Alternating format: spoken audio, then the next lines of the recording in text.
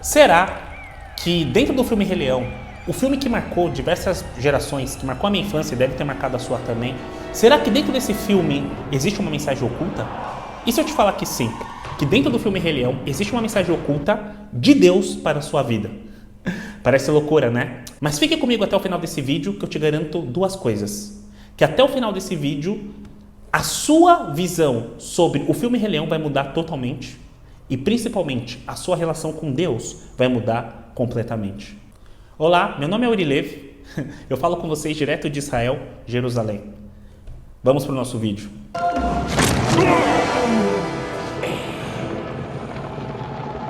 Vida longa ao rei.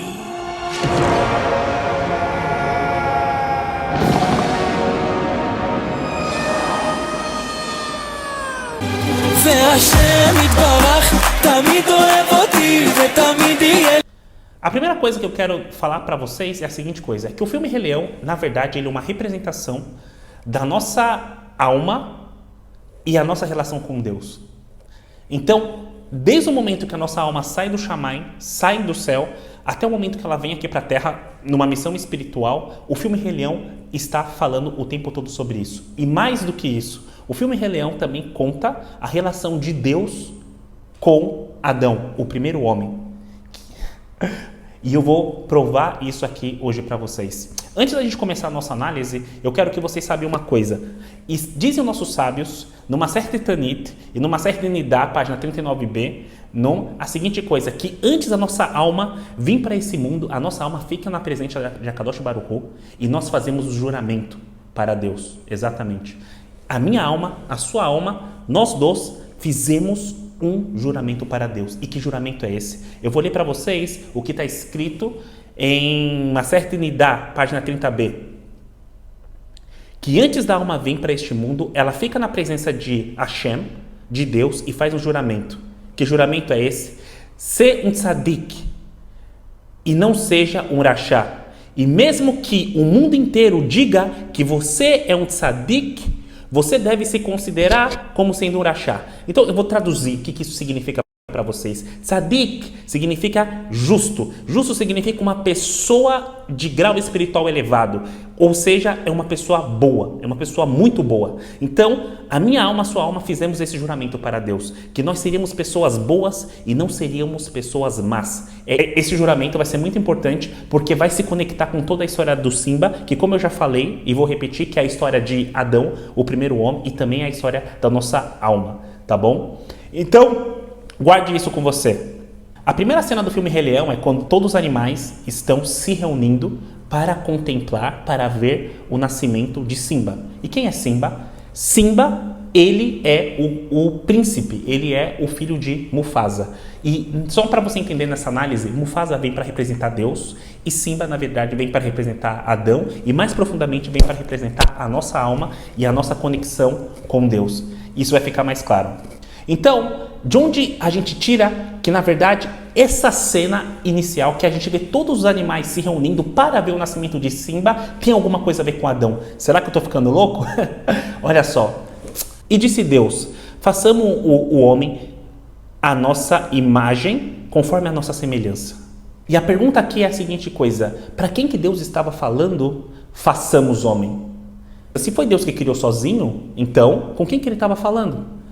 E dizem nossos sábios que existem 3 explicações para isso, tá bom? Não são 3 explicações que uma anula a outra, mas são na verdade 3 explicações que se complementam, mas eu vou te dar as 3 explicações separadas. A primeira coisa que dizem nossos sábios é que Deus estava falando com os anjos. Então quando Deus fala, façamos homem, façamos Adão para criar o primeiro homem, Deus estava falando com os anjos. É assim que explicam nossos sábios.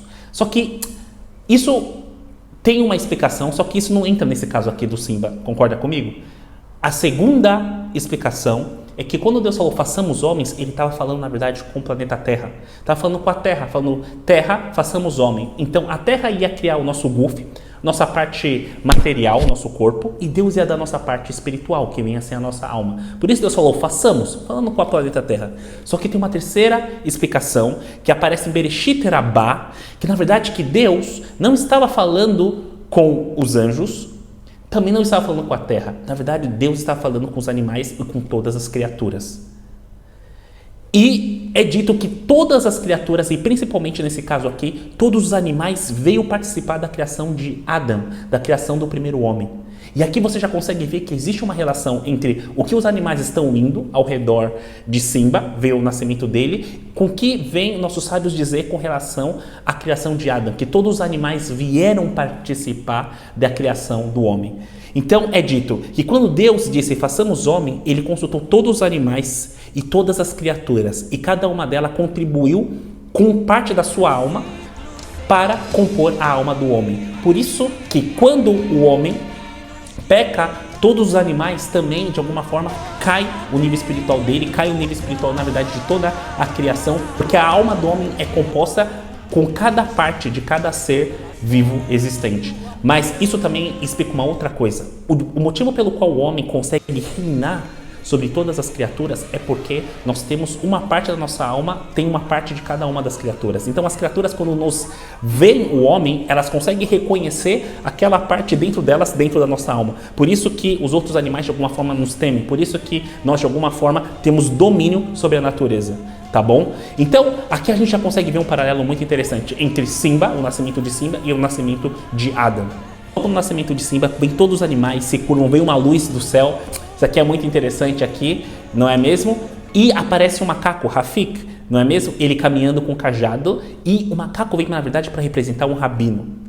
Isso vai ficar mais claro no decorrer da nossa análise, mas ele, na verdade, vem para representar um rabino, especificamente Moisés, só que eu não quero entrar muito nisso, tá bom? Eu não quero entrar muito na explicação do porquê que ele vem ser Moisés, com um cajado, etc. Mas vamos continuar a nossa análise. A segunda coisa que eu quero atentar para nós aqui, uma semelhança que existe entre Simba e Adão, é a segunda parte. A gente vê que Simba, na verdade, ele acorda o seu pai, e o seu pai começa a mostrar todo o reino para Simba. O tempo de um reinado se levanta e se põe como o sol, com o seu como o novo rei. Tudo isso será meu? Tudo isso. Tudo isso que o sol toca. Começa a falar a sua responsabilidade que ele tinha como príncipe daquele local e que ele era responsável, na verdade, pelo ciclo da vida. E o seu pai mostra a extensão de todo o seu reino e fala a seguinte coisa: olha, esse é todo o seu reino até onde o sol toca, mas Simba, saiba de uma coisa. Ali, naquela parte onde o sol não toca, aquela ali é a única parte que você não pode ir.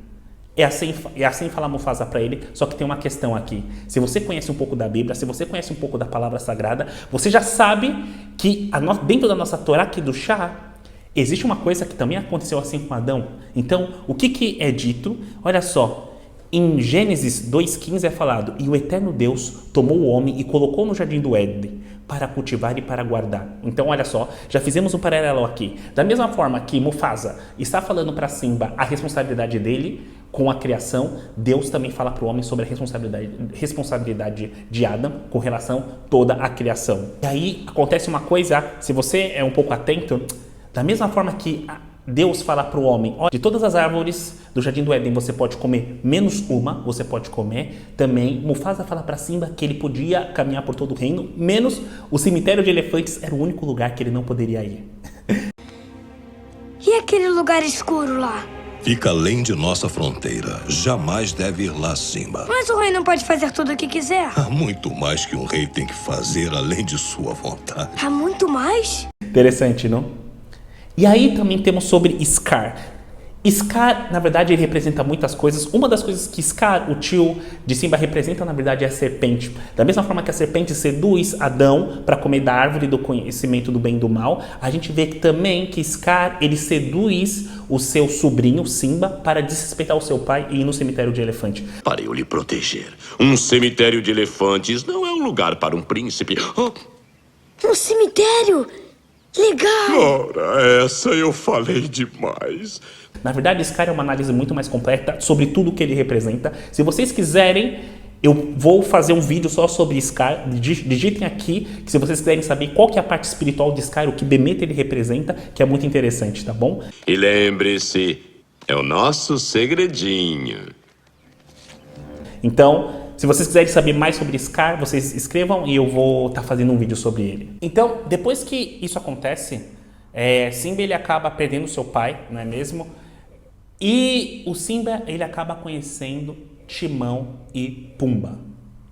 E aqui a gente começa a fazer uma análise um pouco mais profunda, não é mesmo? O que vem para representar, na verdade, Timão e Pumba? Na verdade, Timão e Pumba, eles aparecem primeiramente no momento que Simba está muito triste, e tudo isso tem um significado, tá bom?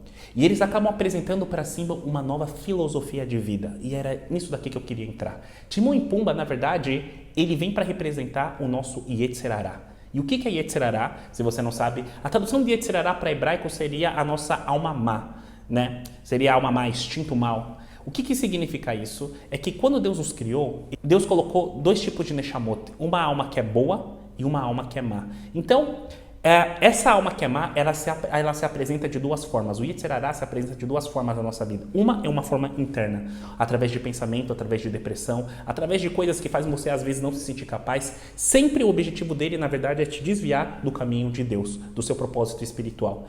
E a outra forma como o Yetzirará, essa alma má acaba se manifestando também na nossa vida, é através de amizades, de questões externas, de desafios externos, muitas vezes na forma de amizades, que vêm para nos desviar do caminho correto.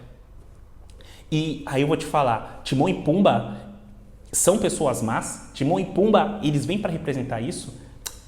Quando a gente é criança, a gente vê essa parte do Timão e Pumba de forma muito superficial, você acredita que não. Mas eu vou te provar agora com uma análise um pouco mais profunda que sim. Na verdade, Timão e Pumba, de uma forma muito genial, vem para provar o papel de maus amigos, de como o Yetzirará age na nossa vida de uma forma muito negativa, tá bom? Mas não me apedreje, calma, que tem um segredo sobre Timão e Pumba que eu vou revelar no final do vídeo, tá bom? Então, primeira análise que eu quero falar, olha só que interessante. Simba está triste. Então, a primeira coisa que a gente aprende sobre Yetzirará é que é a seguinte coisa, que quando aparece esse outro instinto, essa outra alma, para de alguma forma nos desviar do caminho de Deus, ela sempre aparece no momento que nós estamos tristes. Ei, aonde vai? Não sei. Ele está abatido. Nesse momento que Simba está triste, Timão e Pumba vem para apresentar uma nova filosofia de vida para eles. E que filosofia de vida é essa? Errado! Quando o mundo vira as costas para você, você vira as costas para o mundo. Mas não foi isso que me ensinaram. Então talvez precise de uma nova lição. É a filosofia do Hakuna Matata. E o que significa isso? Hakuna Matata! Isto é, sem problemas. Hakuna Matata. É lindo viver. Hakuna Matata, sim, vai entender. Os seus problemas você deve esquecer. Isso é viver, é aprender Hakuna Matata. Ou, presta bem atenção nisso daqui. O que Timão e Pumba estão influenciando, dizendo para Simba, é justamente que ele deve esquecer a sua missão, que ele deve esquecer a sua responsabilidade. Aquele vínculo que ele tinha com seu pai com relação à responsabilidade, na verdade deveria ser quebrado e ele deveria assumir uma outra vida. Qual vida? Uma vida sem problema, uma vida de diversão. E quantas vezes e quantos de nós não estamos vivendo uma vida de Hakuna Matata? Não é mesmo? Então, eu quero que a gente comece a se aprofundar muito bem nesse tema. E quando, olha só que interessante, e quando o Timão aparece acá na vida de Simba, Simba chega e fala a seguinte coisa para eles, olha, não é isso que me ensinaram. E o que ele fala? Então você precisa de novos ensinamentos, necessita de uma nova filosofia.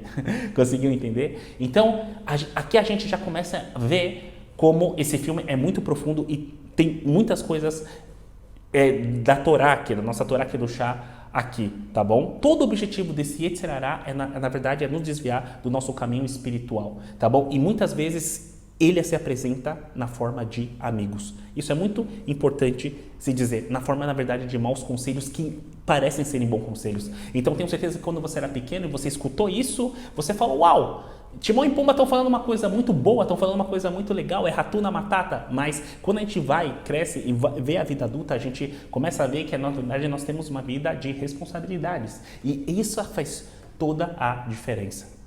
Logo depois que Simba se torna amigo de Timão e Pumba, a gente vê que a sua vida começa a mudar, tá bom? Olha só que interessante. Logo depois de que eles cantam a música Hakuna Matata, eles falam a seguinte coisa. Olha, Simba diz que está com fome. Eu seria capaz de comer uma zebra inteira. E ele fala, poderia comer uma zebra. E Timão fala, se você vai viver com a gente, vai comer como a gente. Isso aqui, vivendo com a gente, vai comer como a gente. Uau! Isso daqui é muito profundo. Por quê? Porque logo depois disso, Timão oferece para Simba um lagarto, um gusano, um tolaim, um inseto para ele poder comer. E tem algum problema com isso?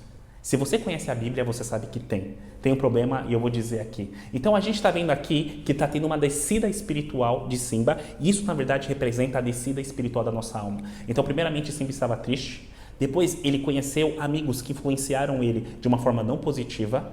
E agora ele começa a comer coisas que estão proibidas para ele. Por que eu estou falando tudo isso? Na verdade, Simba vem para representar o povo de Israel. Simba, ele é um leão. E qual que é o símbolo da tribo de Judá? Da tribo de nós, que somos judeus, é um leão também, não é mesmo? Então, aqui a gente já consegue ver um paralelo muito interessante, que Simba, na verdade, ele é judeu. Mas isso vai ficar muito mais claro aqui agora.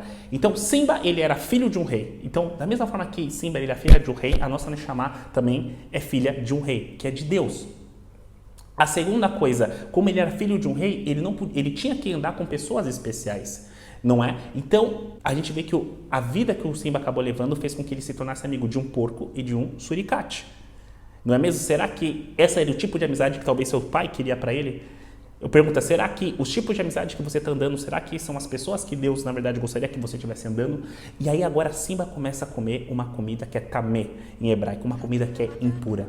Uma comida que é não pura na linguagem da Torá. E a gente vai falar sobre isso. Olha só que interessante. Em Vaikra, em Levíticos 11:4, está escrito: e estes não comereis, o porco é impuro para vós. E também está escrito: todo ser rastejante que se move sobre a terra é abominação. Não vos torneis impuros por eles. Então aqui a gente entra nas leis de Kashrut. Então Simba, por ele ser filho de um rei, por ele ter uma missão especial, ele tinha que comer coisas especiais. Também você, que é judeu e conhece a lei da Torá, você sabe que a gente não pode, nós também temos que comer coisas especiais. As comidas que a Torá mandou a gente comer. Então a Torá separa muito bem sobre aquilo que é puro e aquilo que não é puro. Aquilo que é kasher e aquilo que é tamé. Entende? E nós sabemos que um judeu só pode comer coisas que são taor, ou seja, coisas que são puras. E o que entra aqui exatamente é um gusano. Exatamente aqui o que acaba entrando é um inseto. Então a gente sabe que um inseto é proibido para nós comermos, um tolaim, não é mesmo? E também era proibido aqui para Simba comer. E qual que é o impacto disso? Olha bem, presta bem atenção. Por que isso é tão importante? Olha só o que diz nossos sábios no Talmud, Maseret Yomá 39 Aleph. O alimento proibido gera metantem et alev, ou seja, o alimento proibido, eles embotam o coração, ou seja, a pessoa fica bloqueada espiritualmente, ela desenvolve uma coisa que é chamada em hebraico de tintum alev. O que significa isso? Que ela tem um bloqueio espiritual e esse bloqueio espiritual impede com que Deus consiga se comunicar com a pessoa, não é mesmo? Olha só o que está escrito também, Rabi Nachman de Breslov, no Likutei Moharan diz: a impureza entra pela boca e sobe ao coração. E isso cria um bloqueio espiritual e escravidão interior. Então, a gente vê aqui que logo depois que Simba come essa comida, passa uma coisa muito interessante. Mostra ele cruzando a ponte com Timão e Pumba, e eles cantando a música, andando para lá e para cá, e de repente acontece uma coisa muito interessante. É que mostra que o tempo foi passando. E o que aconteceu com Simba? Simba acabou se assimilando. Simba, ele esqueceu da sua missão espiritual, ele esqueceu que ele era um leão, ele esqueceu também que ele era um rei.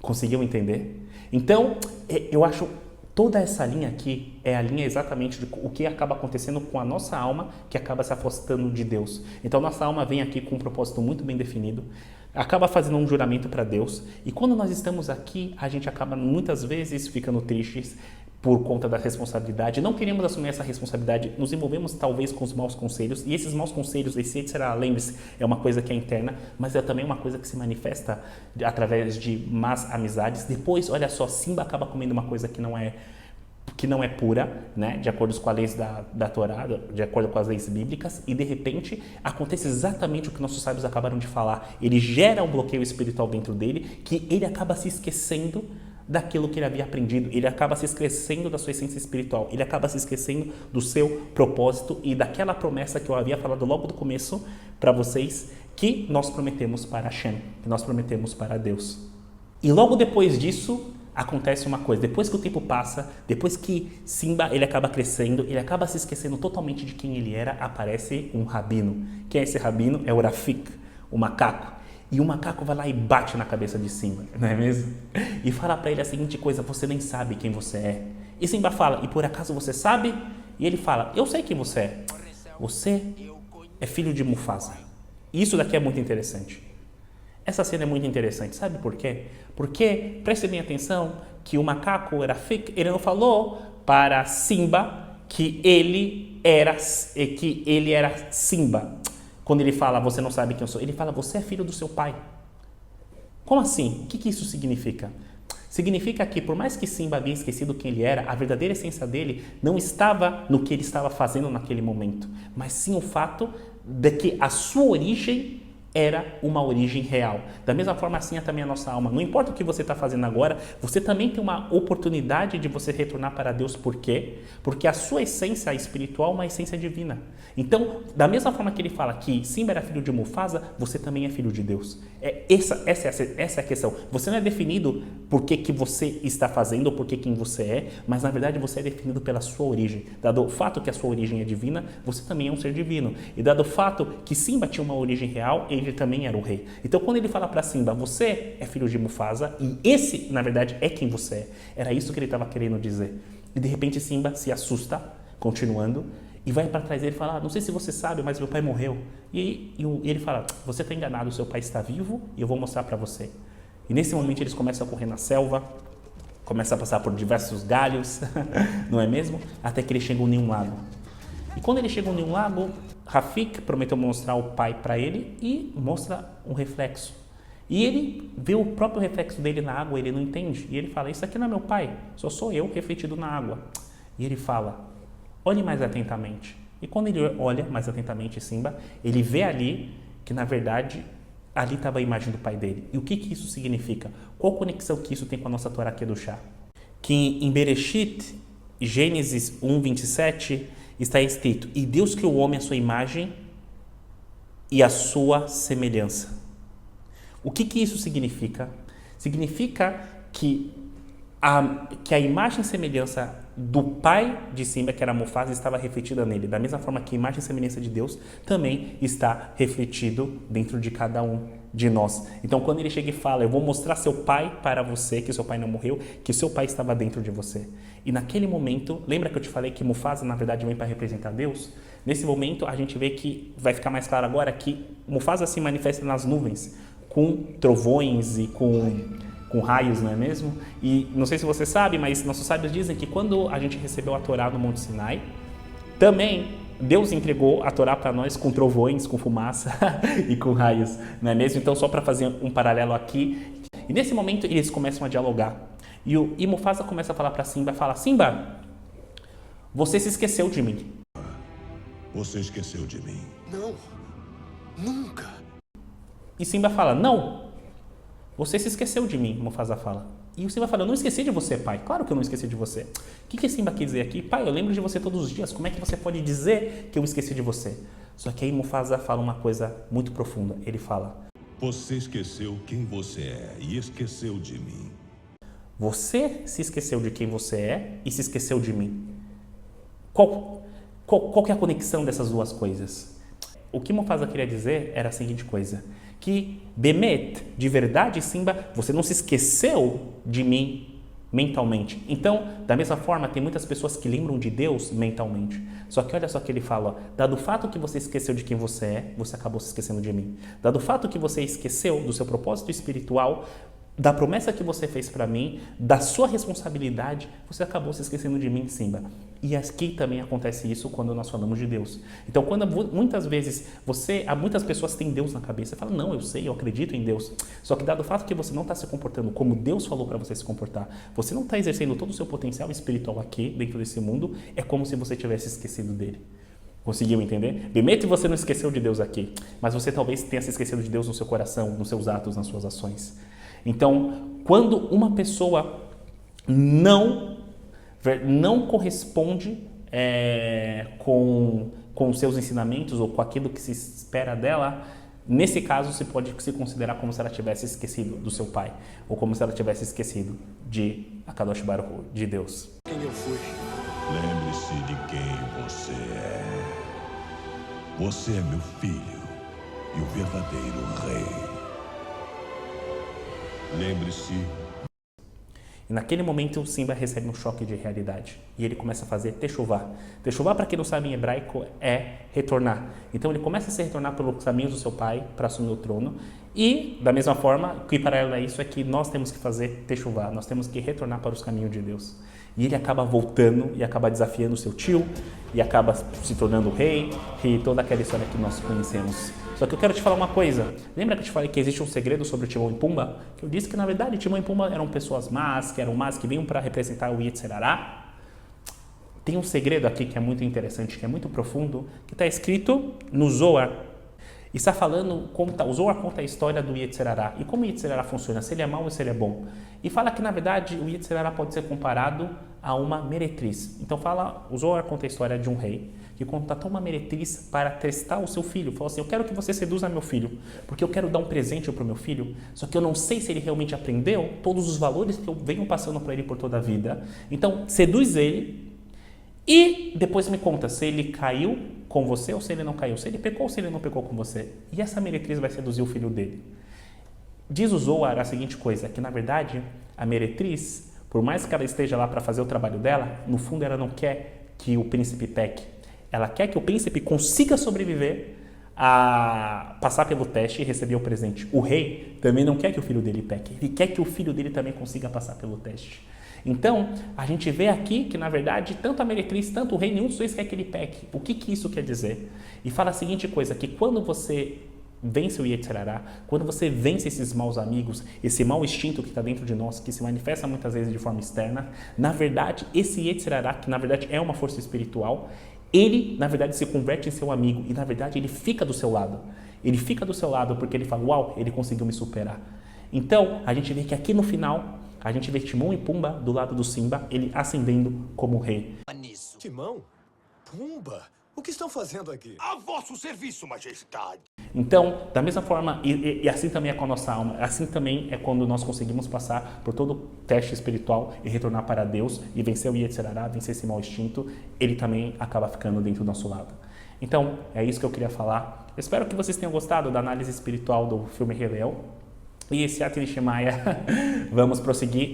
Outra coisa, escreve aqui embaixo qualquer filme, série, personagem, qualquer coisa que vocês queiram que nós analisemos, que eu analise de forma espiritual, e eu vou te dizer aqui qual que é a verdade espiritual da Torá, da nossa Torá aqui do chá, e o que aquele filme, série, sei lá, o que vocês quiserem, tem para trazer dentro da nossa vida, tá bom? Eu aceito o desafio. Podem me desafiar com qualquer coisa que vocês queiram, que eu vou ver, vou assistir e vou trazer a mensagem divina daquilo para a vida de vocês. Então, queria falar Todarabá e Atzalaharabá Gashemeut Veru Haniut.